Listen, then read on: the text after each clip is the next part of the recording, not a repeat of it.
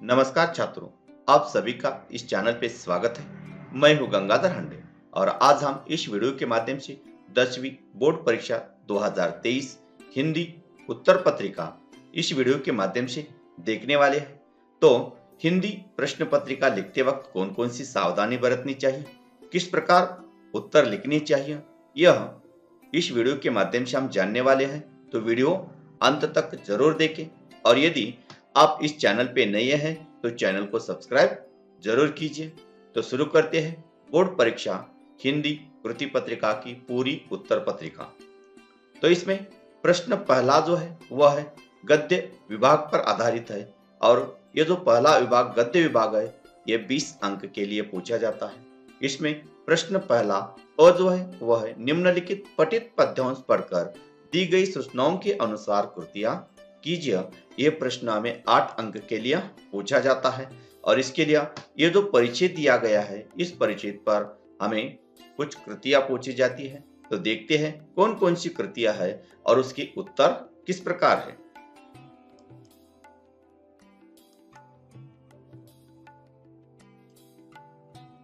इसमें पहली जो कृति है वह है विशेषताएं लिखिए। ये 2 अंक के लिए पूछा है। तो इसमें एक है अंजुना बीच, तो इसकी विशेषता है नीले पानी वाला और पथरीला।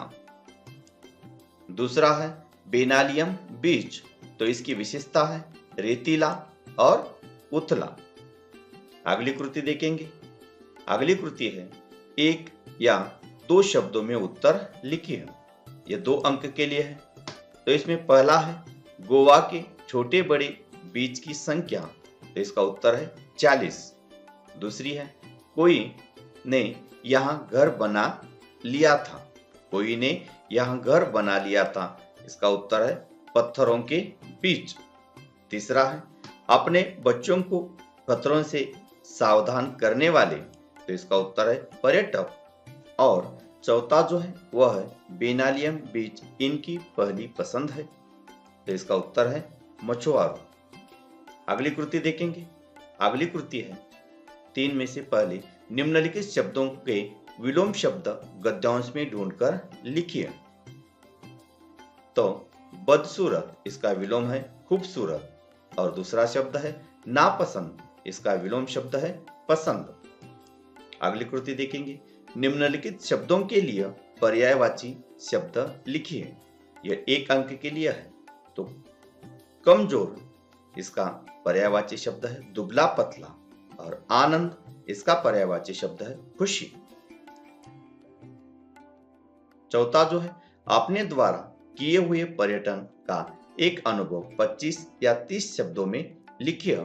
ये 2 अंक के लिए पूछा जाता है और ये स्वमत पर आधारित है। छात्र अपने विचार से 4 या 5 वाक्य लिखना आवश्यक है। अगला है आ निम्नलिखित पठित गद्यांश पढ़कर दी गई सूचनाओं के अनुसार कृतियां कीजिए। ये 8 अंक के लिए है। इसमें ये जो परिच्छेद है इस परिच्छेद पर हमें कृतियां पूछी गई है। देखते हैं कृतियां किस प्रकार है। पहली कृति है आकृति में दिए गए शब्दों का सूचना के अनुसार वर्गीकरण कीजिए। यहाँ शब्द दिए गए हैं रुपया, सृष्टि के द्रव्य, वस्त्र, मनुष्य का शारीरिक श्रम, अन्न और मकान। इसका संपत्ति के मुख्य साधन जो है इसमें है द्रव्य, मनुष्य का शारीरिक श्रम। दूसरा है मनुष्य की प्राथमिक आवश्यकता, इसमें है अन्न और मकान। उत्तर लिखिए। तो इसमें गद्यांश में उल्लेखनीय ख्याल, तो रुपया नोट या सोना चांदी का सिक्का इस संपत्ति है और ख्याल गलत होने का कारण कि यह संपत्ति के नापतोल के साधन मात्र है। तीसरी है सूचनाओं के अनुसार कृतियां कीजिए। इसमें एक गद्यांश में प्रयुक्त युग्म शब्द लिखिए। तो सुख सुविधा, मापतोल आदि ऐसे युग्म शब्द आप लिख सकते हैं। वचन परिवर्तन करके वाक्य फिर से लिखिए। चीजें बनती दिखती है, तो इसका चीज बनती दिखती है। चौथा जो है सोमत पर आधारित वह है शारीरिक श्रम का महत्व। इस विषय पर 25 से 30 शब्दों में अपने विचार प्रकट कीजिए या विचार लिखिए। अगला है निम्नलिखित अपठित गद्यांश पढ़कर दी गई सूचनाओं के अनुसार कृतियां कीजिए। तो ये जो परिच्छेद है, इस परिच्छेद के आधार पर हमें कृतियां पूरी करनी है। देखते हैं कृतियां किस प्रकार है। संजाल पूर्ण कीजिए। सम्यक वाणी की विशेषताएं। तो सम्यक वाणी की विशेषता पहली है सत्य, दूसरी है मित, तीसरी है मधुर और चौथी जो है वह है समाज का हित। अगला देखेंगे वाणी मनुष्य को प्राप्त वरदान। इस विषय पर 25 से 30 शब्दों में अपने विचार लिखिए। यह प्रश्न सोमत पर आधारित है। छात्रों इसमें 4 या 5 वाक्य लिखना आवश्यक है। विभाग दूसरा जो है वह है पद्य विभाग, जो कि 12 अंक के लिए पूछा गया है। तो इसमें निम्नलिखित पठित पद्यांश पढ़कर दी गई सूचनाओं के अनुसार कृतियां कीजिए। तो इसमें हाथ में संतोष की तलवार, यह जो परिचित पद्यांश है, यह इस पद्यांश के आधार पर देखते हैं हमें कौन कौन सी कृतियां हैं। पहली कृति है आकृति में लिखिए।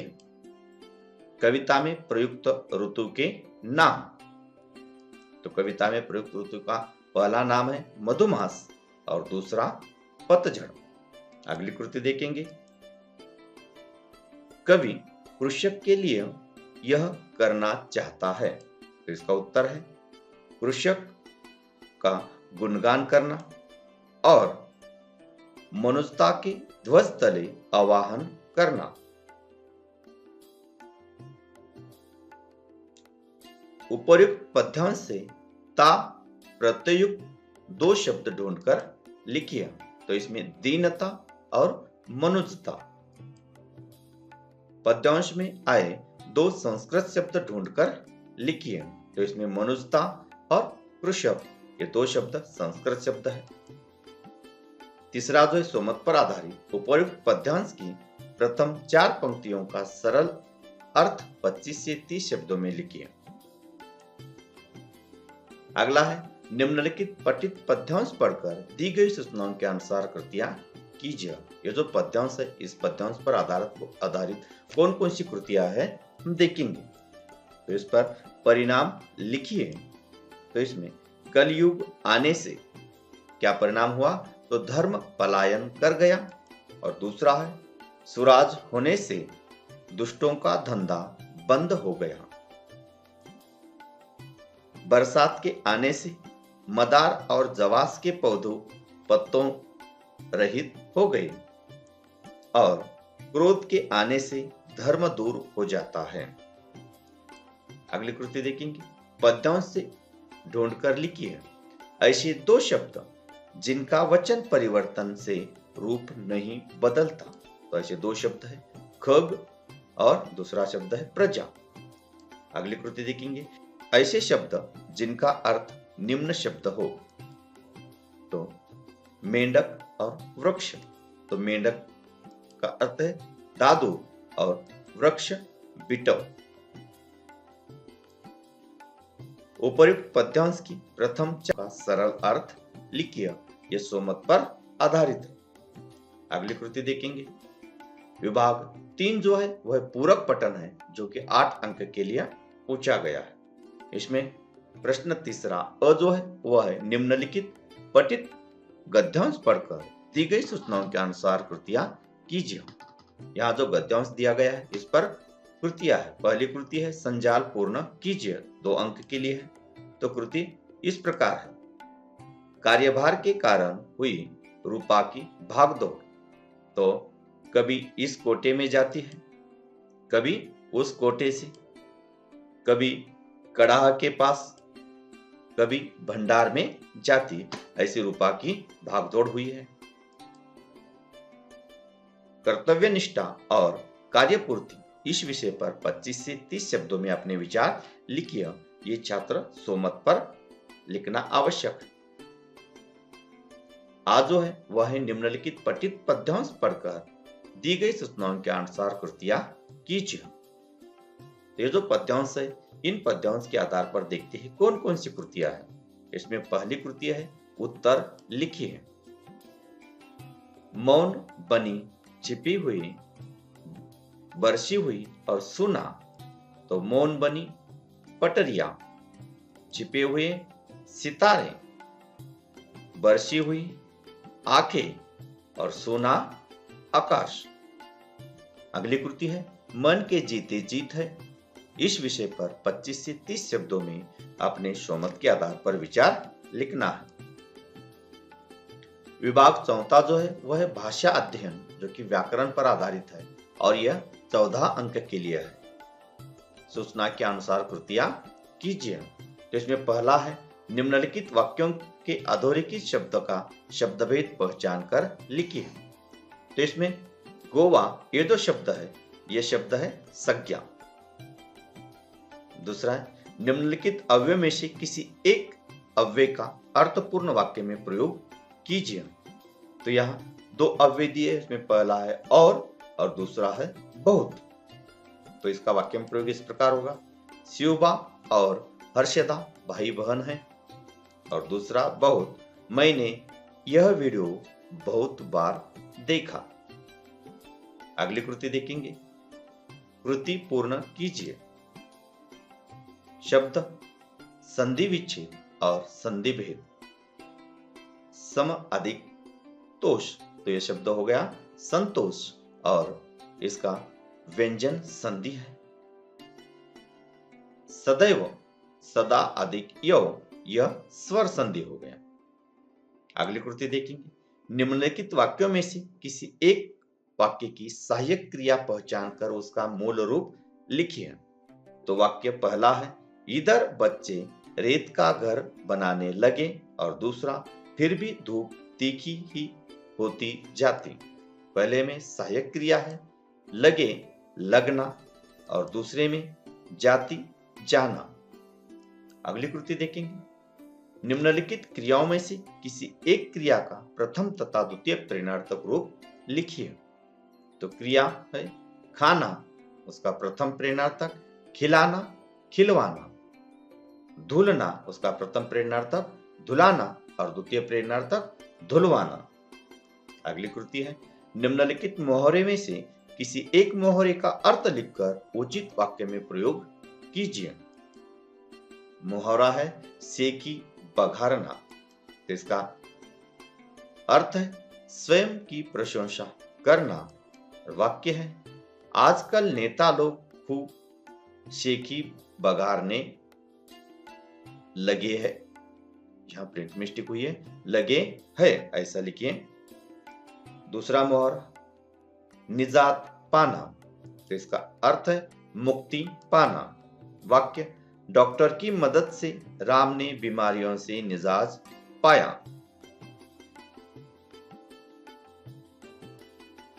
अधोरेखित वाक्यों में से के लिए कोष्टक में दी मोहरों से उचित मोहरे का चयन करके वाक्य फिर से लिखिए। यहाँ दो मोहरे दिए हैं, पहला है दांत देना और दूसरा कांप उठना। तो वाक्य, गीता के गाने की सभी श्रोताओं ने प्रशंसा की। तो यहाँ जो प्रशंसा की, इसके बदले कौन सा मोहर आता है? तो गीता के गाने की सभी श्रोताओं ने दाद दी। अगला है, निम्नलिखित वाक्यों में से किसी एक वाक्य में प्रयुक्त कारक पहचान कर उसका भेद लिखिए। तो वाक्य है, कितने दिनों की छुट्टियां है की संबंध कारक। दूसरा वाक्य है, आवाज ने मेरा ध्यान बटाया। तो ने कर्ता कारक। अगली कृति देखेंगे, निम्नलिखित वाक्यों में यथास्थान उचित विराम चिन्ह का प्रयोग करके वाक्य फिर से लिखिए। उन्होंने पूछा, यह कौन सा महीना चल रहा है? तो वाक्य इस प्रकार हुआ, उन्होंने पूछा, यह कौन सा महीना चल रहा है? अंत में प्रश्न चिन्ह, दोहरा अवतरण चिन्ह। इस प्रकार उचित विराम चिन्ह का प्रयोग करना है। 9वां है, निम्नलिखित वाक्यों में से किन्हीं दो वाक्यों का सूचना के अनुसार काल परिवर्तन कीजिए। वाक्य है, बहुत से लोग अपनी आजीविका शरीर श्रम से चलाते हैं। यह वाक्य अपूर्ण भूतकाल में हमें परिवर्तन करना है, तो इस प्रकार होगा, बहुत से लोग अपनी आजीविका शरीर श्रम से चला रहे थे। अगला वाक्य देखेंगे, वे बाजार से नई पुस्तक खरीदते हैं। सामान्य भविष्य काल में परिवर्तन करना है, तो इस प्रकार होगा, वे बाजार से नई पुस्तक खरीदेंगे। तीसरा वाक्य है, आप इतनी देर से नाप तोल करते हैं। पूर्ण वर्तमान काल में इसका परिवर्तन करना है, तो आपने इतनी देर से नाप तोल किया है। निम्नलिखित वाक्य का रचना के आधार पर भेद पहचान कर लिखिए। वाक्य इस प्रकार है, आश्रम किसी एक धर्म से चिपका नहीं होगा, तो यह सरल वाक्य है। दूसरी कृति है, निम्नलिखित वाक्यों में से किसी एक वाक्य का कोष्टक में दी गई सूचनानुसार परिवर्तन कीजिए। वाक्य है, तुम्हें अपना ख्याल रखना चाहिए। यह वाक्य आज्ञार्थक वाक्य आपको बनाना है, तो इस प्रकार तुम अपना ख्याल रखो। अगला है, थोड़ी देर बातें हुई। निषेधार्थक वाक्य बनाना है, तो थोड़ी देर बातें नहीं हुई। अगला है, निम्नलिखित वाक्यों में से किन्हीं दो वाक्यों को शुद्ध करके वाक्य फिर से लिखिए। तो वर्षों बाद पंडित जी को मित्र का दर्शन हुआ, तो यह शुद्ध इस प्रकार होगा, वर्षों बाद पंडित जी को मित्र के दर्शन हुए। दूसरा वाक्य है, लड़का, पिताजी और मां बाजार गई। तो लड़का, पिताजी और मां बाजार गए। तीसरा वाक्य है, मैं मेरे देश को प्रेम करता हूं। तो यह वाक्य शुद्ध इस प्रकार होगा, मैं मेरे देश से प्रेम करता हूं। तो छात्रों, प्रश्न 5वां जो है, जो कि उपयोजित लेखन 26 अंक का जो है, इस पर हम अलग से वीडियो बनाएंगे। तो वीडियो कैसा लगा कमेंट करके जरूर बताइए। धन्यवाद।